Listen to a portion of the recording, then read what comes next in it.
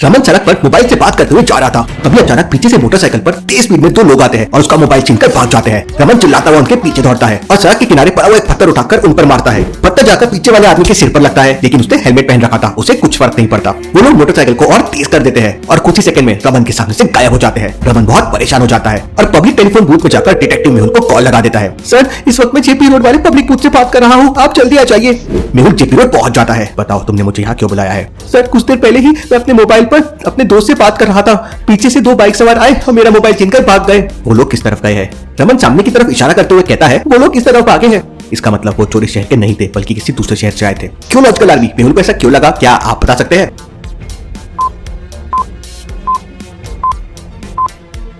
रमन ने जिस तरफ इशारा करते हुए बताया था, उसी रोड के ऊपर एक बहुत बड़ा बोर्ड लगा हुआ है, दोबारा इस शहर में आकर हमें सेवा का मौका जरूर दीजिए। इसका मतलब हमारे शहर का बॉर्डर यहीं तक था। वो लोग दूसरे शहर की तरफ भाग गए हैं। मेहुल उस रोड के बॉर्डर तक जाता है और वहीं पे खड़ा हो जाता है। तभी उसकी नजर रोड के किनारे पर पड़ती है और उसे वहां कुछ दिखाई देता है। तो क्या बता सकते हैं कि मेहुल को वहां क्या दिखाई देता है? ध्यान से देखिए लॉजिकल आर्मी।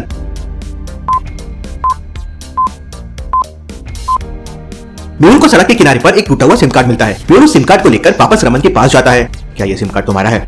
जी सर, ये सिम कार्ड तो मेरा ही है। देखिए, इस पे रेड कलर का इंक मार्क भी है। इसका मतलब चोर बहुत शातिर है। उन्होंने मोबाइल छीनते ही तुरंत थोड़ी ही दूरी पर मोबाइल से सिम कार्ड निकाला और तोड़कर फेंक दिया। वहाँ जेपी रोड पर एक ट्रैक्टर की एजेंसी थी। मुझे इस एजेंसी में जाना चाहिए। हो सकता है वहाँ पर सीसीटीवी कैमरे लगे हो, जिससे चोरों के बारे में कुछ सुराग मिल जाए। मेहुल एजेंसी के अंदर जाता है। एजेंसी के अंदर जाते ही मेहुल देखता है कि वहाँ पर बहुत सारे ट्रैक्टर रखे हुए थे और सामने एक पोस्टर लगा हुआ था जिसमें लिखा हुआ था, हर ट्रैक्टर पे 10% प्लस 10% डिस्काउंट है। तो लॉजिकल आर्मी, क्या आप मुझे बता सकते हैं, अगर एक ट्रैक्टर 10 लाख रुपीज का है तो 10% और उसके बाद 10% डिस्काउंट के बाद वो कितने का हो जाएगा? सोचिए सोचिए।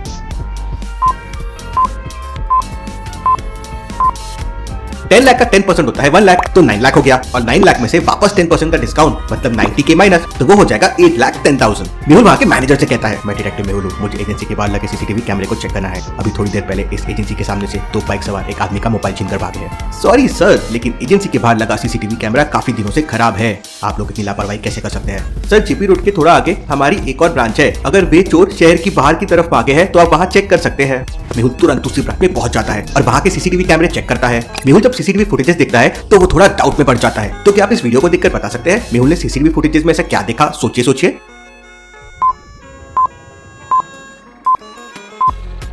ध्यान से देखिए, वो दोनों मोबाइल चोर ब्रांच के सामने वाले छोटी सी पान की दुकान पर खड़े हुए हैं और उनमें से एक आदमी पान मसाला खरीद रहा है, जबकि दूसरा मोटरसाइकिल की नंबर प्लेट बदल रहा है। इसका मतलब शहर की बॉर्डर पार करते ही ये लोग अपनी मोटरसाइकिल की नंबर प्लेट बदल देते हैं, जिससे इन्हें कोई पकड़ न सके। Interesting, very very interesting. तभी मेहुल के पास एक और कॉल आता है कि बाईपास चौराहे के पास इसी तरह की एक और घटना हुई है और दो बाइक सवार एक महिला के हाथ से मोबाइल छीनकर भाग गए हैं। मेहुल तुरंत अपनी गाड़ी से बाईपास चौराहे पर पहुंच जाता है। वहाँ पहुंचते ही मेहुल उस महिला से पूछता है, वो लोग किस तरफ गए हैं और मुझे पूरा मामला बताओ। मैं मोबाइल पर बात करते हुए सड़क पर पैदल जा रही थी, तभी दो बाइक सवार पीछे से आए और मेरे हाथ से मोबाइल छीनकर उस तरफ चले गए। मेहुल उस रोड की तरफ देखता है जिस तरफ वो महिला ने हाथ से इशारा किया था। मेहुल तुरंत समझ जाता है कि पहले और इस दूसरे केस में क्या कॉमन है। लॉजिकल आर्मी, लेकिन क्या आप समझ पाए? ध्यान से इस सीन को देखिए।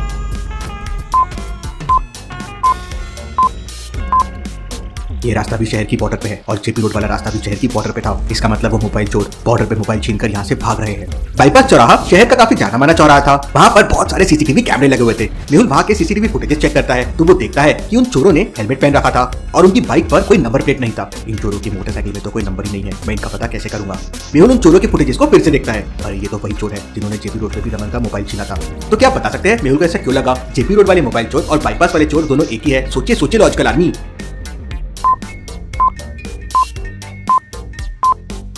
जेपी रोड पे चोरों ने जो कपड़े पहन रखे थे, बाईपास वाले चोरों ने सेम टू सेम वही कपड़े पहन रखे थे। इसका मतलब चोर कोई और नहीं बल्कि ये दोनों ही हैं। पहले इन्होंने जेपी रोड पर मोबाइल चुराया और अब यहाँ पहुंच गए।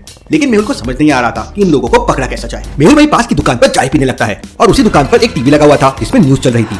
न्यूज में खबर आती है कि अभी अभी छत्रसाल चौराहे पर दो बाइक सवारों ने एक आदमी का मोबाइल छीन लिया है और उसे धक्का देकर भाग गए हैं। धक्का खाकर वो आदमी सड़क पर गिर गया, जिससे उसके सर पे चोट लग गई। ये खबर सुनते ही मेहुल को बहुत गुस्सा आ जाता है। अब तो हद हो गई है, इन चोरों ने तो सारे शहर में दहशत मचा रखी है। मुझे हर हाल में इन्हें पकड़ना होगा। छत्रसाल चौराहा अभी शहर के बॉर्डर पे था। एक बात तो बिल्कुल साफ है कि ये लोग शहर के बॉर्डर पे लोगों को अपना निशाना बना रहे हैं, लेकिन अब ये कैसे पता चलेगा कि ये चोर अगली किस जगह को अपना निशाना बनाएंगे? शहर की बॉर्डर से बाहर की तरफ 5 रास्ते जाते हैं, जिनमें से 3 रास्तों पर चोरी हो चुकी थी, बाकी 2 रास्ते बचे हुए थे। पहला है शहनाई गार्डन और दूसरा है पन्ना नाका। तो क्या बता सकते हैं वो मोबाइल चोर शहर के अगले किस बॉर्डर पे चोरी करने के लिए जा सकते हैं? शहनाई गार्डन या पन्ना नाका? सोचिए सोचिए लॉजिकल आर्मी।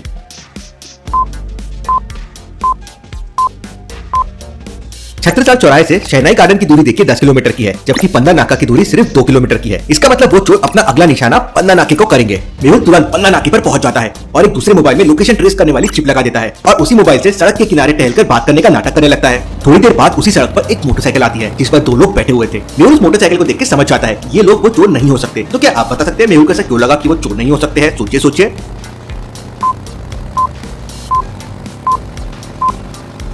ध्यान से देखिए, मोटरसाइकिल पर 2 लोग तो है, लेकिन आगे वाले व्यक्ति ने हेलमेट पहन रखा है, जबकि पीछे वाले ने हेलमेट नहीं पहना हुआ है। अगर ये लोग चोर होते तो पीछे वाला व्यक्ति भी अपना चेहरा कभी नहीं दिखाता, वो हेलमेट पहन के जरूर आता, जैसे पिछली चोरियों में हुआ था। थोड़ी देर बाद एक और मोटरसाइकिल वहाँ पे आती है जिसमें 2 लोग थे और दोनों ने हेलमेट पहन रखा था। मेहुल सावधान हो जाता है, लगता है यही वो दोनों चोर है।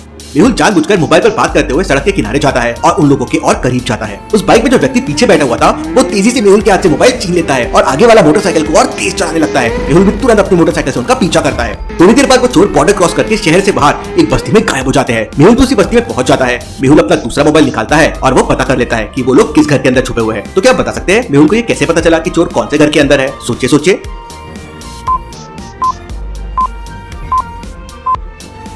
मेहुल ने अपने पहले मोबाइल में लोकेशन ट्रेस करने वाली चिप लगा दी थी, इसलिए वो तुरंत उस लोकेशन को ट्रेस करता हुआ उस घर में पहुंच जाता है। घर के अंदर जाते ही मेहुल देखता है कि वहाँ टेबल पे बहुत सारे सिम कार्ड पड़े हुए हैं और वो लोग मोबाइल को खोल रहे थे। मेहुल उन्हें पकड़ लेता है। Case solve, detective Mehul rocks.